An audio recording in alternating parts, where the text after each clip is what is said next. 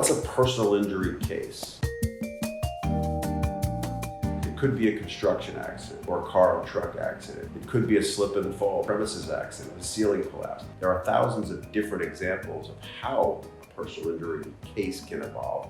But really, it's when someone doesn't conduct themselves in a reasonably safe way. What is a personal injury case all about? You go to court and you seek money damages. And the idea here is you want to make the victim as whole as you possibly can. Put them in the spot that they would have been had the accident not occurred. The most important thing in understanding your personal injury case is having the right advocate, having a law firm that you can rely on.